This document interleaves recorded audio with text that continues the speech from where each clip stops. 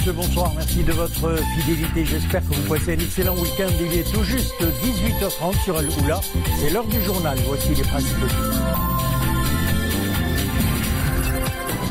Sa Majesté le Roi adresse un message aux participants de la 5e session annuelle du Forum Grand Montana qui se tient à Dakhla. Dans son message, le souverain a mis l'accent sur l'importance de la formation des jeunes en Afrique afin de convertir le potentiel économique d'aujourd'hui dans le continent en réalité de demain.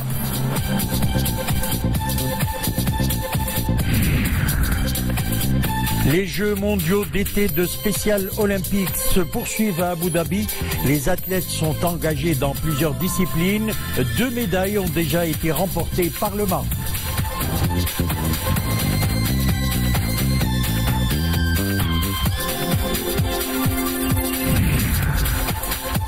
La région Guelmim Wednoun de grands atouts touristiques et tout un programme intégré de valorisation, notamment des sites touristiques situés dans les zones rurales. Nous découvrirons cela en fin de journée. Et puis il sera question également d'art plastique. Des jeunes artistes en herbe exposent pour toute la première fois leurs œuvres. Ils ont entre 5 et 12 ans. Des créations qui annoncent déjà le printemps. Nous verrons cela. Ouverture officielle, nous le disions, de la 5e session annuelle du Forum Grand Montana de Dakhla, placée sous le patronage de Sa Majesté le Roi Mohammed VI. La cérémonie d'ouverture officielle des travaux a été marquée par le message adressé par le souverain aux participants et dont lecture a été donnée par le président de la région Dakhla, Wed Dahab Injartat. Dans son message, Sa Majesté le Roi Mohammed VI a mis l'accent sur l'importance de la formation des jeunes en Afrique afin de convertir le potentiel économique d'aujourd'hui dans le continent en réalité de demain. Les grandes lignes du message royal immanable.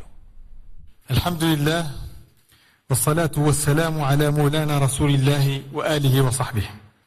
Le temps de l'Afrique est arrivé, ce siècle doit être celui de l'Afrique. Le message royal interpelle à plus d'un titre. Sa Majesté le Roi Mohammed VI souligne qu'il est possible de faire du continent le lieu de beaucoup de promesses. Il est certain qu'il est celui de tous les espoirs.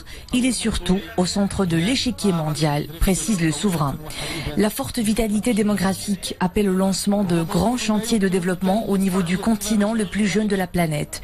Sa Majesté le Roi met en avant les priorités pour opérer ce développement: l'éducation, la santé, l'agriculture, les infrastructures et la lutte contre la pauvreté. Le message royal affirme à cet effet que la jeune génération construira l'Afrique de demain. Cette jeunesse contribuera à la paix, à la stabilité et au développement socio-économique du continent, souligne le souverain. Seulement voilà, ce potentiel doit être formé, responsabilisé et surtout valorisé pour convertir le potentiel économique d'aujourd'hui en réalité de demain et ainsi parer aux traversées périlleuses d'une partie de cette jeunesse en quête d'autres horizons. Notre intérêt commun est de travailler à la mise en œuvre de réponses pertinentes et adaptées pour que nos jeunes voient leur avenir en Afrique, pour l'Afrique, ajoute le message royal. Le souverain évoque dans ce sens l'engagement du Maroc pour contribuer à l'émergence du continent. Et Sa Majesté le Roi de rappeler que cette détermination enclenchée en faveur d'une coopération sud-sud agissante n'est pas le fruit de circonstances ni d'intérêts étriqués. Plusieurs actions et initiatives royales traduisent cette forte détermination pour donner un élan appuyé à une coopération inscrite dans une logique gagnant-gagnant. Par l'ouverture, la solidarité et la main tendue vers l'Afrique, le Royaume a fait le choix de promouvoir et soutenir la paix, la stabilité et la sécurité dans le continent. Ce sont là les conditions fondamentales à l'élaboration et à la réussite de politiques économiques et sociales qui garantiront aux populations africaines une vie meilleure et digne, poursuit le message royal, qui ne manque pas d'ailleurs de rappeler les bouleversements sans précédent qui marquent cette époque. Sa Majesté le Roi évoque ainsi la transition démographique, la conversion écologique, la révolution numérique et la mobilité, devenus aujourd'hui les principaux ressorts de ces mutations. Nous devons nous adapter à ces nouvelles réalités et faire évoluer nos politiques pour le bien de nos populations et pour l'avenir de notre jeunesse, affirme le souverain.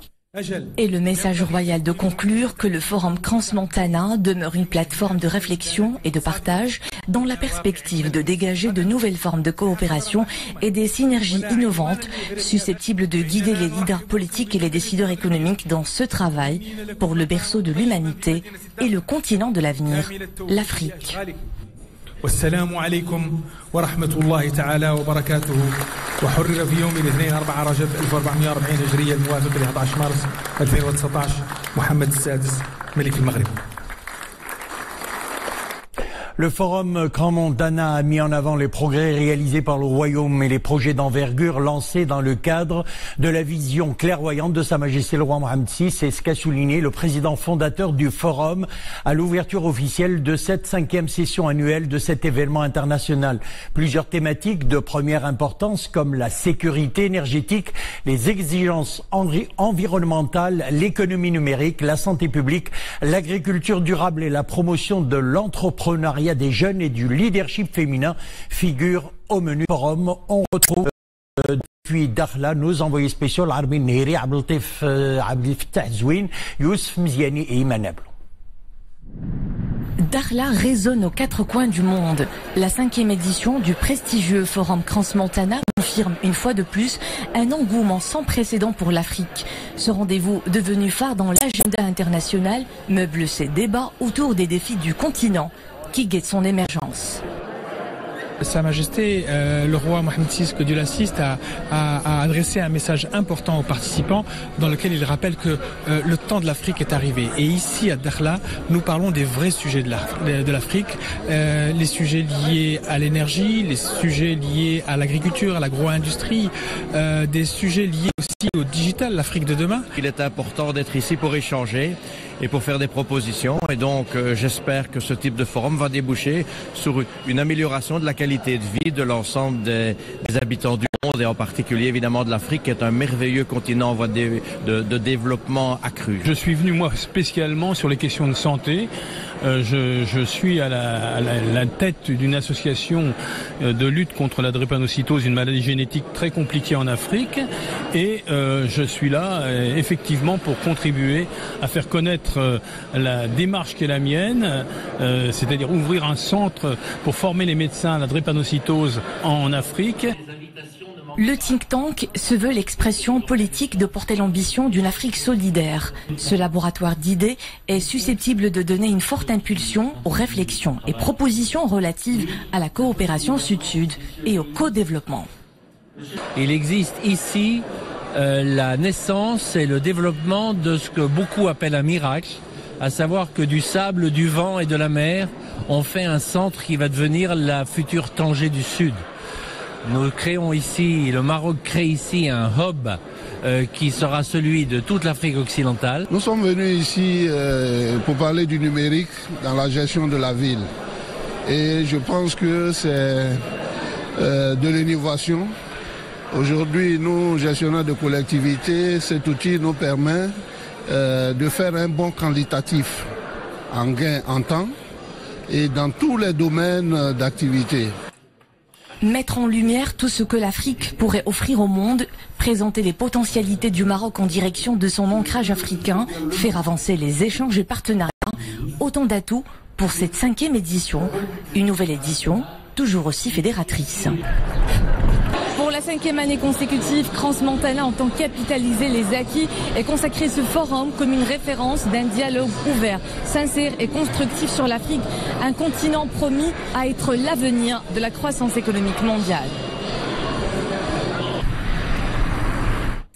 Et pour revenir au message royal, le message identifie, rappelons-le clairement, les principaux objectifs à atteindre, la transition démographique, la conversion écologique, la révolution numérique et la mobilité. Alors pour commenter ce diagnostic, nous avons avec nous en direct depuis Dakhla, depuis le Forum Crans-Montana, le président de l'Assemblée nationale de la République de Centrafrique, Monsieur Laurent Ngon Baba. Bonsoir. Bonsoir. Alors, Monsieur le Président de l'Assemblée centrafricaine, le message royal apporte un cadrage à vos travaux dans ce forum de Crans-Montana. Ça sera ma première question.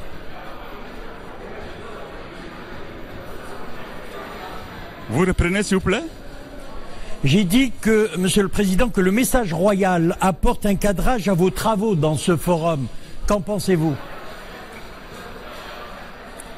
Merci pour l'occasion que vous me donnez pour apprécier donc le message de Sa Majesté.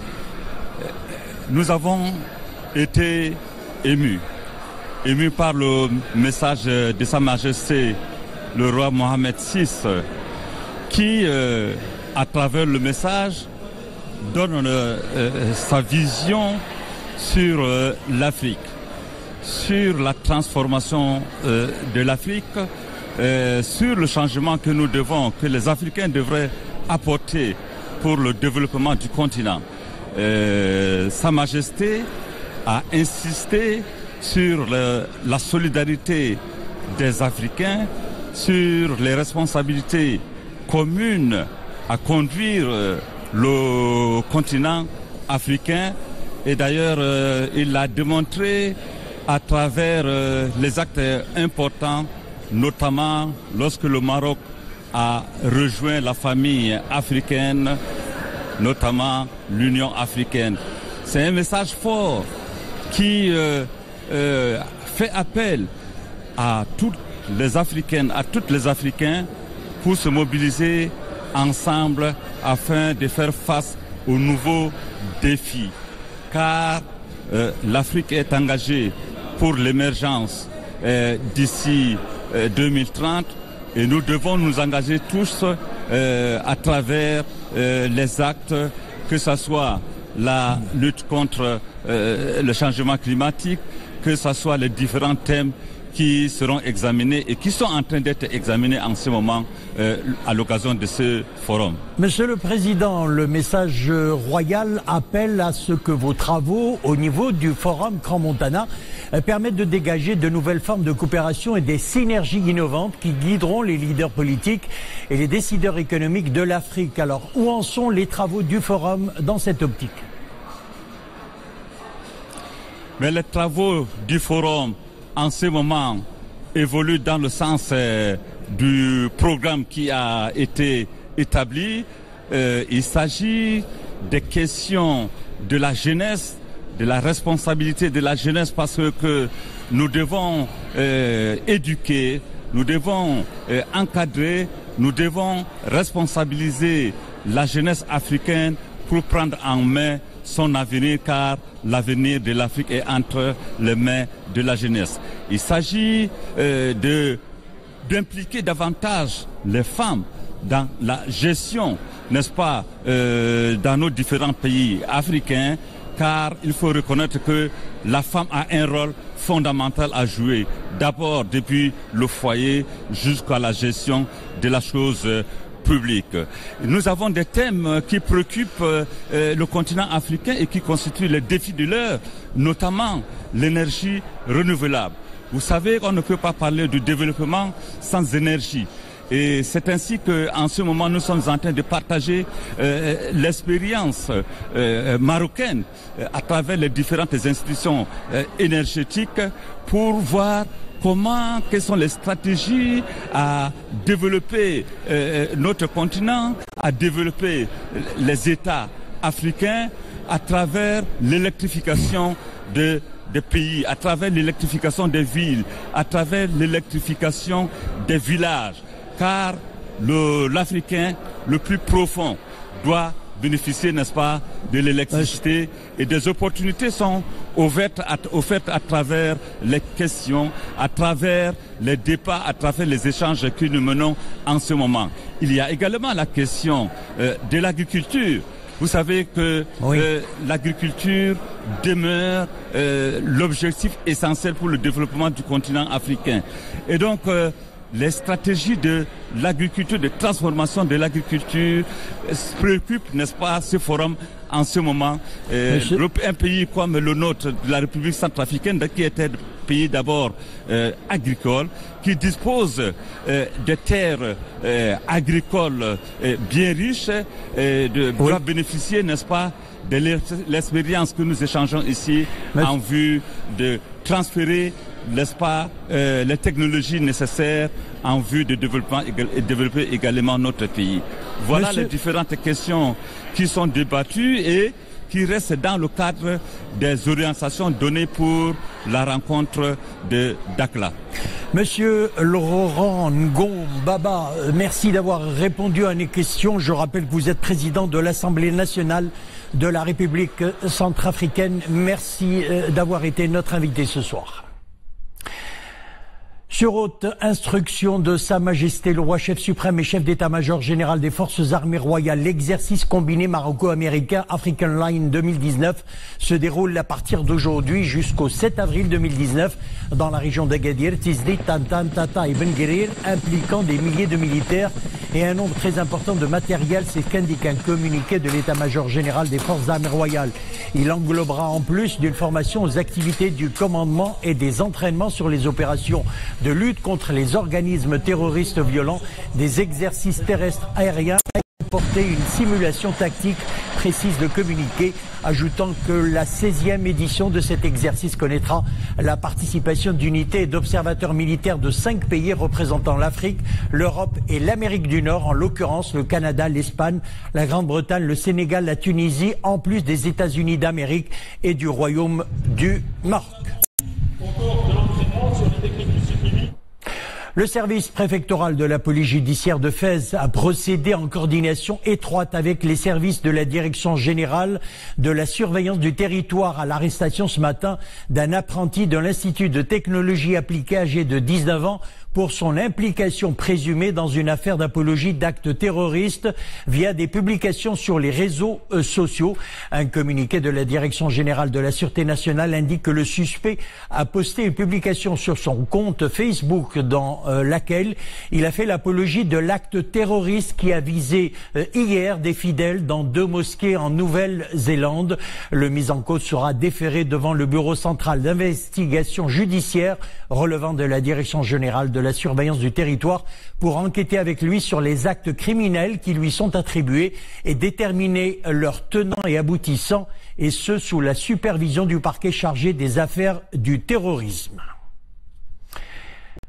Et en parlant de terrorisme justement et de Nouvelle-Zélande, en Australie, l'extrémiste terroriste qui a tué hier 49 personnes dans 2 mosquées de Christchurch dans un carnage retransmis en direct sur les réseaux sociaux a été inculpé ce matin par un tribunal de la ville néo-zélandaise de Christchurch. Le terroriste australien de 28 ans est apparu menotté et vêtu de la tenue blanche des prisonniers pour une brève audience à laquelle seule la presse pouvait assister pour raison de sécurité. L'ancien instructeur de fitness et fasciste autoproclamé est resté impassible lorsque son inculpation lui a été signifiée. Il demeurera en détention jusqu'à une prochaine audience fixée au 5 avril. L'attentat terroriste qui a soulevé une vague de condamnations à travers le monde a fait 49 morts et des dizaines de blessés, dont plusieurs grièvement. Les Algériens se sont réveillés ce samedi après avoir adressé une claire fin de non-recevoir aux initiatives de la Hizb ut-Tahrir qui a décidé lundi de reporter l'élection présidentielle s'inédit, de proroger son 4e mandat tout en renonçant à embriguer un 5e. Les Algériens sont à nouveau très massivement descendus dans la rue hier vendredi, principalement à Alger. La mobilisation a été moins similaire à celle du vendredi précédent, jugée exceptionnelle par les médias et analystes algériens. Oran, Constantine, les 2e, 3e et 4e villes du pays ont également été le théâtre de mobilisation très importante.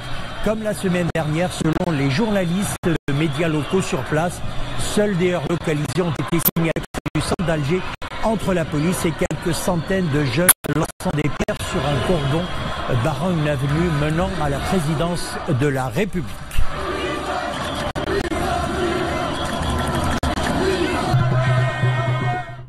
Et puis en Syrie, des combats sporadiques opposent aujourd'hui des forces arabo-kurdes soutenues par les États-Unis aux irréductibles du groupe terroriste Daesh, acculé dans un ultime poche de résistance à Barouz.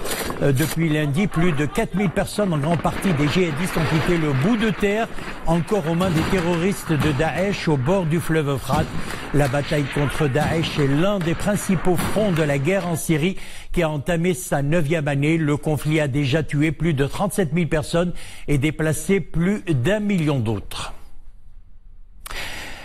Retour chez nous, ou plutôt on va aux Émirats Arabes Unis. Les Jeux mondiaux d'été de spécial olympique sont organisés des Émirats Arabes Unis se poursuivent à Abu Dhabi en présence de Sharifa El Soumi El Ouazani, présidente de Special Olympics Maroc. La délégation marocaine prenant part à cette manifestation sportive se compose de 62 membres engagés dans différentes disciplines au programme de ces Jeux. 2 médailles ont déjà été remportées par le Maroc. Mounia Manouche. Un moment de fierté qui marque à jamais la mémoire de la nageuse marocaine Amel Bouazaoui. Après de longues séances de préparation, elle savoure le goût de l'accomplissement. Une médaille d'or de natation au terme de l'épreuve 50 mètres freestyle au complexe sportif Hamdan à Dubaï. J'ai obtenu la médaille d'or, même si la compétition a été dure, j'ai réalisé une bonne performance. Ilyes Bouillet, lui aussi a brillé lors de ces Jeux mondiaux Special Olympics en décrochant une médaille d'argent. Ilyes est très heureux de son score, il remercie les organisateurs qui lui ont donné l'occasion d'y participer et sa médaille d'argent, il l'a dédiée au peuple marocain. Ces champions olympiques à besoins spécifiques ont surpassé leur handicap, ils ont surtout prouvé que tout est possible. Et la compétition ne fait que commencer. Les autres participants ont également leur chance pour concrétiser d'autres exploits. Il reste encore la compétition des 100 mètres et de 4 x 50 mètres nage libre. 41 athlètes marocains répartis par niveau dans 11 disciplines vivent des instants rares aux Émirats Arabes Unis parmi les 7500 athlètes participants. Ces Jeux spéciaux olympiques drainent un total de 500 000 spectateurs. Retour chez nous à présent, on va dans le sud, la diversité de ces paysages, ces belles plages, ces montagnes et son désert et oasis lui donne une place de choix au plan touristique au niveau national. La région Guilmin-Ouadnoun, de grands atouts touristiques et tout un programme intégré de valorisation notamment des sites touristiques situés dans les zones rurales. Le reportage est signé Abdelghani Jabbar et Mohamed Aïtlishka. L'une des plus belles plages des côtes marocaines sur l'océan Atlantique, le Gzira, près de Sidi Ifni dans la région de Guilmin-Ouadnoun. Très fréquentée non seulement parce qu'ici les paysages sont d'une rare beauté, aux portes du désert, mais aussi et surtout parce que l'environnement procure le bien-être et diffuse la sérénité. Des campings sauvages long la côte, notamment pour les caravaniers. C'est merveilleux. Merveilleux de partout. Le Maroc, c'est merveilleux. Ce sont surtout des retraités qui fréquentent ces sites balnéaires, aujourd'hui aménagés par des investisseurs de la région. Ils viennent ici pour le calme et parce qu'il fait beau toute l'année. À partir de ces campings, ils font des randonnées de découverte dans les montagnes environnantes. Les circuits touristiques dans la région Guilmin-Ouadnoun sont ponctués de 55 escales rurales au total, au niveau de 4 pôles d'écotourisme. Il y a le pôle Guilmin-Igouder, ensuite celui de Tintin, Océan et Sahara, et puis le pôle Sidi Ifni, activités sportives et sports de glisse, et le pôle Assa qui englobe l'Oksar et l'Oasis.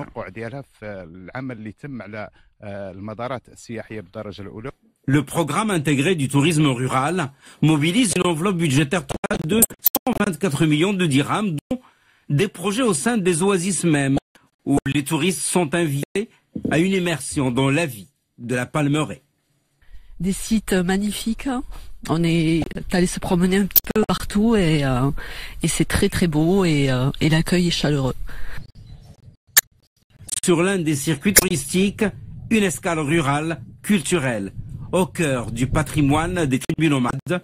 Nous sommes ici au musée des caravanes commerciales à Tirmart, près de Guilmin. J'ai créé ce musée pour contribuer à la préservation de notre culture, de nos traditions et de notre patrimoine. La visite est enrichissante. Elle nous permet de découvrir des éléments du patrimoine de Touareg. De l'oasis à l'océan, les circuits touristiques font ressortir la beauté des paysages et la richesse du patrimoine.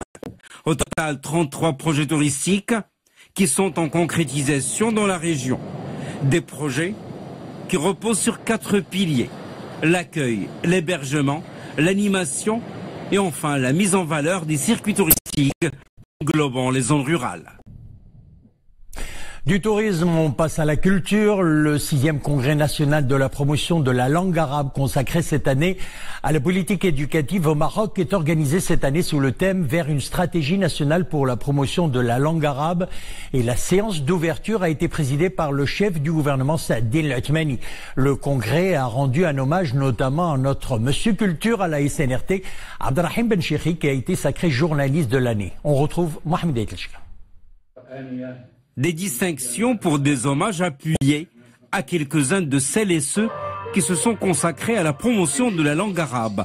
Parmi eux, notre confrère Abdelrahim Benchiri. Une belle plume, comme on dit dans notre jargon journalistique. Benchiri que vous retrouverez notamment chaque samedi dans le journal de 20h30, présentant la rubrique culturelle hebdomadaire. Je suis lauréat de l'Institut des arts dramatiques.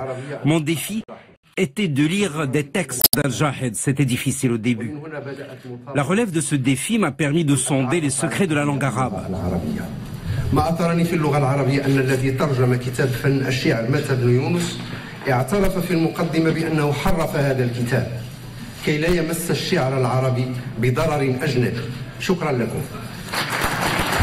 Un hommage a été également rendu à l'académicien et linguiste Abdelali Oudghiri en tant que personnalité de l'année, ainsi qu'au bureau de coordination de l'arabisation comme meilleur projet de l'année. Art plastique à présent, ils ont entre 5 et 12 ans. Ce sont de jeunes artistes en herbe. Ils exposent pour la toute première fois leur création. 36 tableaux au total. Initiés et encadrés par l'artiste Bouchra Latal, leur œuvre annonce déjà le printemps. C'est au centre culturel de l'Agda. Le reportage Mohamed Touanina sur le commentaire de Nissil Hamdaoui. Ça bouillonne d'enthousiasme et d'énergie dans tous les sens. Cela se comprend. C'est la première fois que ces élèves donnent à voir leur toile au grand jour. Leur nouveau-né s'expose enfin au regard des visiteurs. Ces enfants artistes en herbe s'inspirent de la nature qui change de visage au rythme des saisons. Ils s'ingénient aussi à reproduire les magnifiques paysages qu'offrent le ciel et le soleil. Autant de décors qui font rêver nos chérubins. J'ai dessiné le coucher de soleil, car c'est un moment de la journée qui m'apaise et qui m'apporte beaucoup de quiétude et de...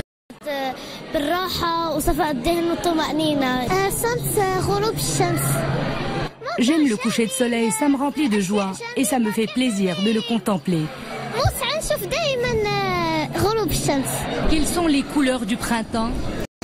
Le jaune, le orange, le vert. Moi j'ai dessiné ma cousine. Pourquoi tu as dessiné ta cousine? Elle est belle? Oui, elle a 2 ans. Eh ben, super. Et ma copine, elle a 6 ans. Je suis fascinée par les étoiles, les astres et les planètes. La passion du pinceau, ces jeunes l'ont contractée de leur prof d'art plastique, Bouchra Latal, artiste peintre. Aujourd'hui, dans cette galerie, ses œuvres côtoient ceux de ses élèves. Tout a commencé par un petit atelier d'initiation. Après quelques hésitations, des vocations se sont révélées chez ces enfants. La créativité qui s'en met en eux s'est déclenchée. J'ai commencé par essayer de mettre ces enfants en confiance, car au tout début, ils avaient peur de toucher au pinceau ou à la peinture. Par la suite, je leur ai demandé de réfléchir à ce qu'ils veulent dessiner. Et vers la fin, ils ont commencé à créer et à développer leur imagination. Petit artiste peintre deviendra grand un jour, si ses aînés continuent de le prendre par la main. Voilà, c'était un reportage signé Nissil Hamdaoui sous l'œil de la caméra de Mohamed Touanina. Et c'est ainsi que prend fin notre édition. Merci de l'avoir suivi. Un excellent dimanche. À demain.